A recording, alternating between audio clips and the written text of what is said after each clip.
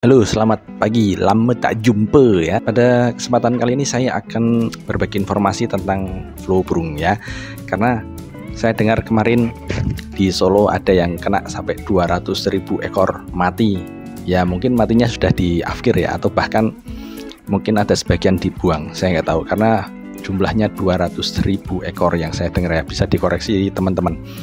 Tapi di tempat saya yang kena populasi kecil-kecil sih, 9.000, 2.000 dan yang lain-lain, dan mengakibatkan kelangkaan telur tentunya. Oleh sebab itu pada kesempatan kali ini saya akan coba menjelaskan ya bagaimana sih flu burung, bagaimana cara mencegahnya, dan jangan sampai kalian sudah menginvestasikan uang kemudian kalian kena flu burung dan jadi pusing ya, karena saya juga dulu pernah pusing karena kena flu burung.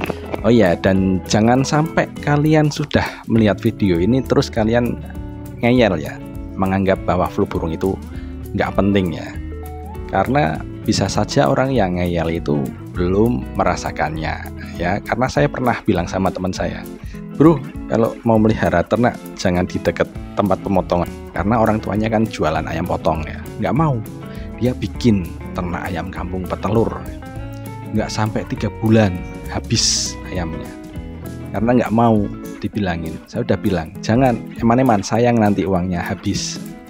Yaitu terkadang orang yang mau dibilangin itu karena dia sudah merasakan sendiri, kalau belum merasakan nggak percaya.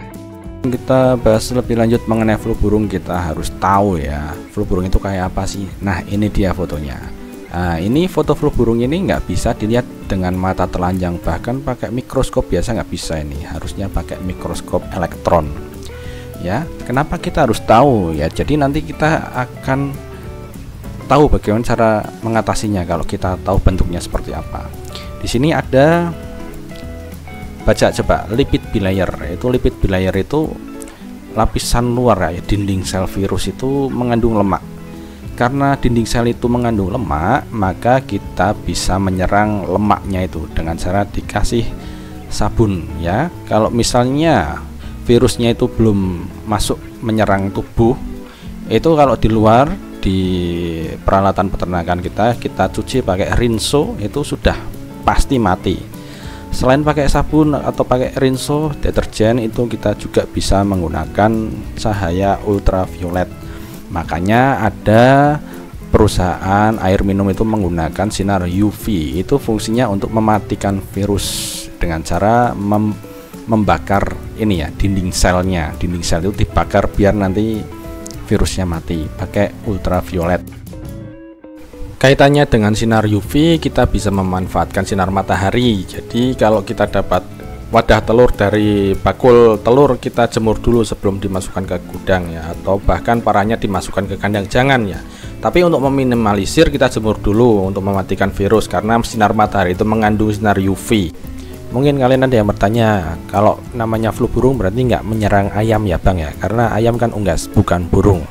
Ya betul, ayam itu unggas, kalau bahasa Inggrisnya itu poultry, kalau burung kan bird ya. Jadi harusnya namanya flu unggas, tapi karena penamanya dari awal itu flu burung, kita ngikut aja lah. Awalnya memang ditemukan dari burung liar ya, sebelum menular ke ayam. Untuk kalian tahu sebenarnya virus flu burung itu jenisnya ada banyak ya. Ada H5N1, H5N8 dan macam-macam. Kenapa penamanya itu H dan N? H itu adalah hemaglutinin dan N itu neuraminidase. Jadi hemaglutininnya ada 5, neuraminidasenya ada 1. Nah ini penting ya teman-teman ya, sebenarnya untuk ilmuwan ya, bukan untuk peternak, ini sebagai pengetahuan aja. Jadi semakin banyak jumlah H dan N nya itu semakin besar menyebabkan penularan pada manusia, itu kata ilmuwan di luar sana. Dulu kalau teman-teman ingat ya, waktu pertama kali virus flu burung rame pada tahun 2000 berapa itu, 2009 mungkin ya, berita di TV itu malah yang banyak terkena orang Jakarta. Itu kan tidak masuk akal ya, orang kota kena flu burung sedangkan peternak sehat-sehat saja. Itu bisa kita simpulkan sendirilah kenapa seperti itu. Bisa saja itu teori konspirasi, bisa saja ya. Cuman ini untuk pengetahuan kita semua, yang namanya virus itu seperti ini. Dan kemudian cara penularan flu burung itu seperti apa sih teman-teman? Yang namanya penularan itu awalnya di kandang sebenarnya nggak ada. Berarti virus itu tidak bisa tercipta dari sendirinya ya. Jadi virus itu dari luar kemudian masuk ke kandang. Perantaranya macam-macam. Bisa kita yang lalai, biosekuritasnya nggak teliti. Harusnya kan kalau kita masuk ke kandang itu standarnya kalau di perusahaan itu kan harus disemprot desinfektan semua tubuh kita. Bahkan pakaian dari luar itu nggak bisa masuk, nggak boleh masuk. Di dalam ada pakaian kandang tersendiri baru kita masuk. Nah, karena kita itu peternak konvensional kan kadang kita lalai ya, menyepelekan. Kita minimal lah nggak cuci tangan, nggak mandi baru ke kandang.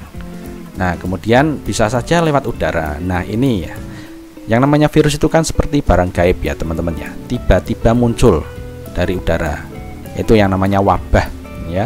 Jadi sebenarnya faktor dari luar masuk itu macam-macam. Bisa saja itu memang cobaan dari sang pencipta, bisa saja itu dibawa oleh kita karena kita lalai, teledor. Kemudian bisa saja memang sudah pernah terjadi flu burung di kandang, kita lupa mensterilisasi alat-alat yang ada di kandang. Dan itu bisa semua, kemungkinan itu bisa terjadi semua. Dari sini kita bisa tahu ya bagaimana cara mengatasi dari cara penularan virus flu burung.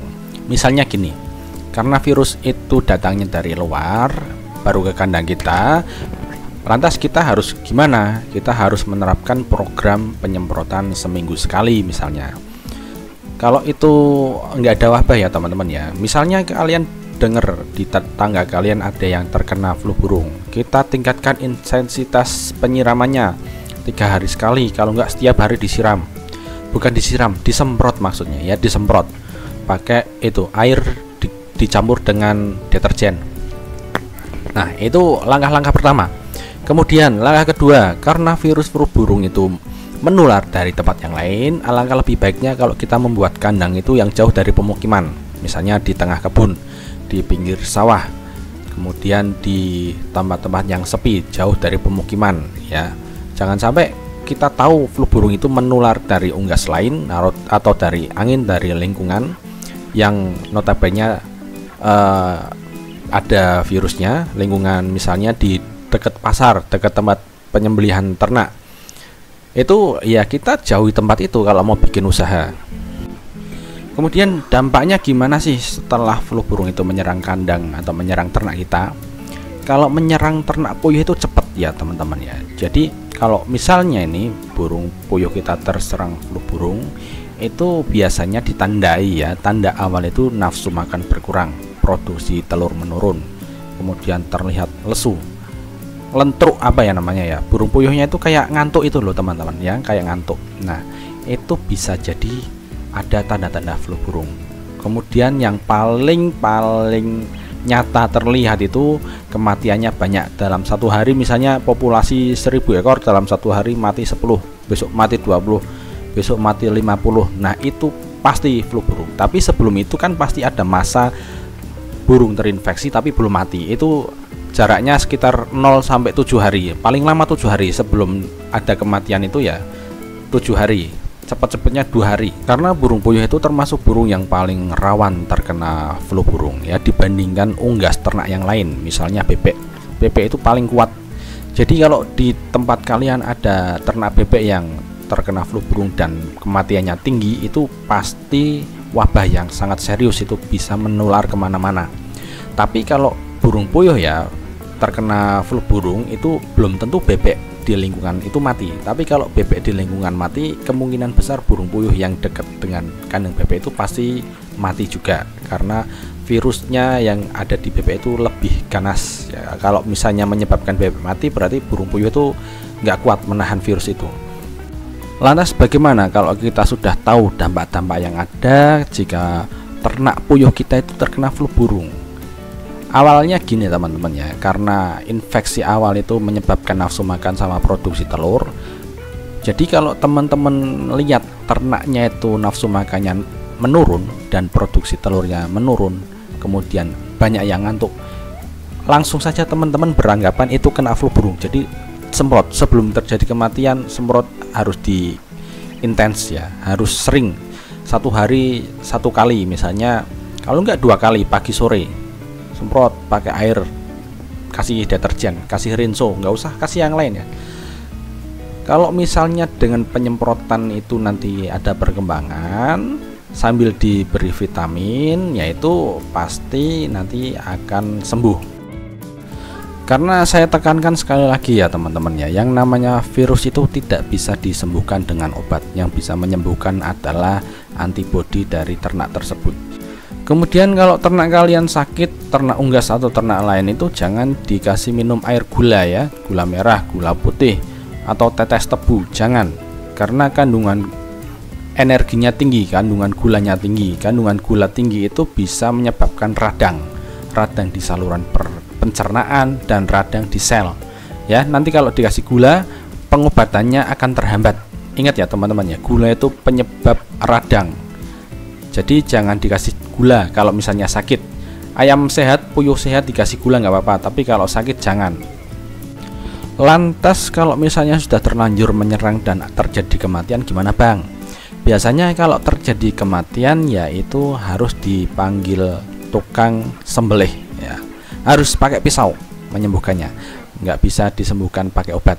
Itu pasti teman-teman, kecuali di kandang itu terpisah antara ternak satu dan ternak lain. Dalam satu kandang jarak antara ternak satu dan ternak lain itu terpisah. Yang sirkulasi udaranya bagus, antibodinya lebih bagus. Yang sirkulasi udaranya tertutup, antibodinya pasti menurunnya. Biasanya yang terserang dulu yang antibodinya menurun itu. Belum tentu yang antibodinya turun itu bisa menyerang yang antibodinya bagus ya.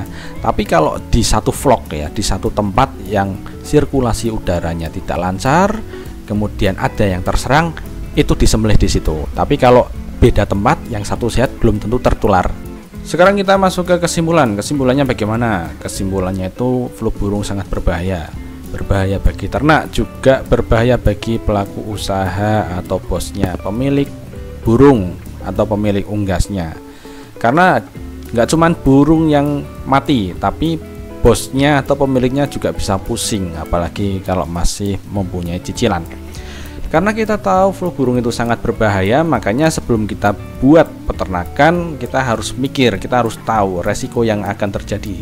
Resiko terburuknya nanti kena flu burung. Jadi kita pilih tempat itu jangan asal, karena investasi yang kita lakukan di ternak itu sangat beresiko ya. Jadi harus cari tempat yang jauh dari lingkungan perkampungan, jauh dari unggas-unggas liar. Dan setelah kita tahu ada tempat yang bagus, kita bikin kandang dengan sirkulasi yang bagus. Kemudian setelah dikasih ternak, kita harus menerapkan biosecurity dengan baik, kemudian baru dipelihara dengan baik.